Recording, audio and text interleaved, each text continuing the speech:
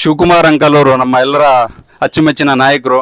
ಅವರ ಹುಟ್ಟುಹಬ್ಬದ ಪ್ರಯುಕ್ತ ಈ ಒಂದು ಸ್ಪೆಷಲ್ ಆಗಿರ್ತಕ್ಕಂಥ ಒಂದು ಗಿಫ್ಟನ್ನು ಒಬ್ಬ ಕಷ್ಟಪಡ್ತಿರ್ತಕ್ಕಂಥ ಒಬ್ಬ ಜೊಮ್ಯಾಟೊ ಓಡಿಸುವಂಥ ಯುವಕನಿಗೆ ಕೊಡ್ತಾ ಇದ್ದಾರೆ.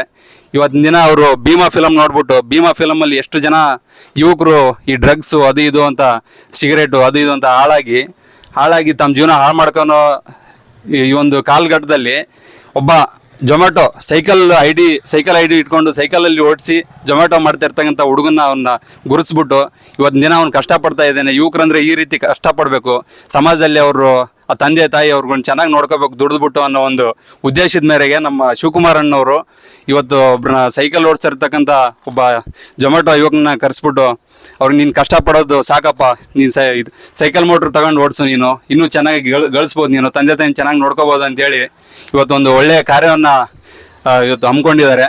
ಬನ್ನಿ ಅವ್ರಿಗೆ ಕೇಳೋಣ.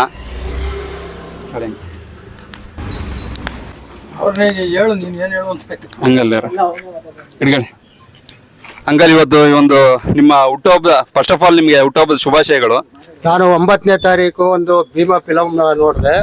ಆದ್ರಿಂದ ಇಲ್ಲಿ ಜನಗಳು ಡ್ರಗ್ಸ್ ನಿಂದ ಏನೇನ್ ಕಷ್ಟ ಪಡ್ತಾ ಇದ್ದಾರೆ, ಮತ್ತೆ ಬಡವ್ರಿಗೆ ಯಾವ ತೊಂದರೆ ಐತಾ ಇದೆ ಅದನ್ನ ನೋಡಿ ನಾನು ಬಡವ್ರಿಗೆ ತೊಂದರೆ ಆಗ್ಬಾರ್ದು ಅಂತ, ಮತ್ತೆ ನಾನು ಈ ಒಂದು ಯಾರೋ ಒಬ್ಬ ಈ ಟೊಮೆಟೊಗೆ ಕೆಲಸ ಮಾಡ್ತಾ ಇದ್ದ, ಸೈಕಲ್ ಓಡಿಸ್ತಾ ಇದ್ದೆ, ನಾನು ಬಹಳ ದಿನದಿಂದ ನೋಡ್ತಾ ಇದ್ದೆ.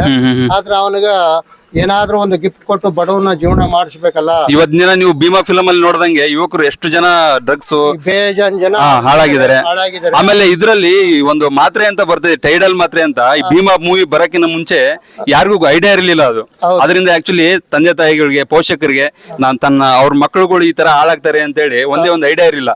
ಇವತ್ತು ಭೀಮಾ ಮೂವಿಯಲ್ಲಿ ನಮ್ಮ ದುನಿಯಾ ವಿಜಯ್ ಬಾಸ್ ಅವರು ಅದನ್ನ ಸಮಾಜಕ್ಕೆ ಪರಿಚಯಿಸಿದಾರೆ, ಲೈಕ್ ಈ ತರ ಹಾಳಾಗ್ತಾ ಇದಾರೆ ಯುವಕರು ಅಂತ ಹೇಳ್ಬಿಟ್ಟು. ಆಮೇಲೆ ಬರೀ ಸಿನಿಮಾ ಜೀವನದಲ್ಲಿ ಅಷ್ಟೇ ಅಲ್ದೇನೆ ಹೊರಗಡೆ ಜೀವನದಲ್ಲಿ ಅವ್ರು ಎಷ್ಟು ಇನ್ಸ್ಟಾಗ್ರಾಮ್ ಅಲ್ಲೆಲ್ಲ ನೋಡ್ತಾ ಇರೋ ಬಂದ್ವಿ, ಯಾವ ತರ ವಿಡಿಯೋಗಳನ್ನ ಅವರು ಪಬ್ಲಿಸಿಟಿ ಮಾಡ್ತಾ ಇದಾರೆ, ಲೈಕ್ ರಿಯಲ್ ಆಗಿ ಹಿಡಿತಾ ಇದಾರೆ. ಮೆಡಿಕಲ್ ಸ್ಟೋರ್ಗಳಲ್ಲಿ ಅದನ್ನ ಇಲ್ಲಿಗಲ್ ಆಗಿ ಏನ್ ಮಾಡ್ತಾ ಇದಾರೆ ಅದನ್ನೆಲ್ಲ ಫುಲ್ ವಿಡಿಯೋ ಮಾಡ್ಬಿಟ್ಟು ಅದನ್ನೆಲ್ಲ ರೆಡ್ ಹ್ಯಾಂಡ್ ಆಗಿ ಹಿಡಿತಾ ಇದಾರೆ. ಸೊ ಅವರು ಸಿನಿಮಾಕ್ ಮಾತ್ರ ಸೀಮಿತವಾಗದೇನೆ ಹೊರಗಡೆನೂ ನಾನು ಸಮಾಜಕ್ಕೆ ಒಳ್ಳೆ ಇದ್ ಮಾಡ್ತಾ ಇದೀನಿ ಅಂತ ಹೇಳಿ ಒಂದು ತೋರಿಸಿದ್ದಾರೆ. ಬಡವ್ರ ಪರವಾಗಿ ಒಂದ್ ಸ್ವಲ್ಪ ಅನುಕೂಲ ತೋರಿಸಿದ್ದಾರೆ. ಸೊ ದುನಿಯಾ ವಿಜಯ್ ಅವ್ರಿಗೆ ನಾವು ಧನ್ಯವಾದಗಳು ಸಲ್ಲಿಸ್ತಾ ಇದೀವಿ.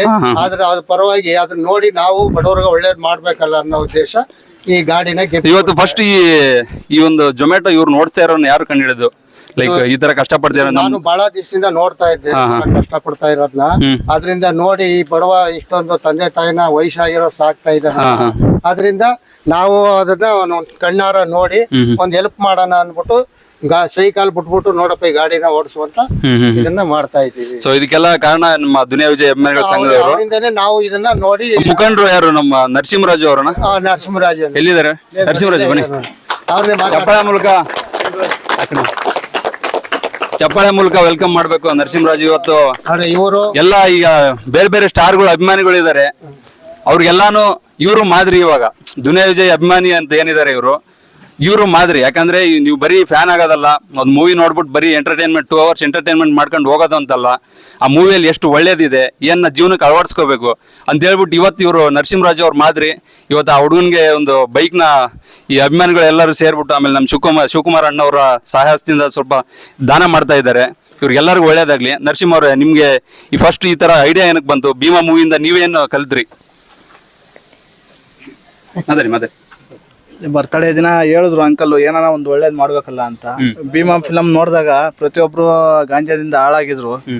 ಅದಕ್ಕೆ ಈ ತರ ಟೊಮೆಟೊದಲ್ಲಿ ಈ ತರ ಎಲ್ಲ ಪ್ರಾಬ್ಲಮ್ ಇದೆ ಅಂತ ನ್ಯೂಸ್ಗಳು ಬರ್ತಾನೆ ಇದ್ವು.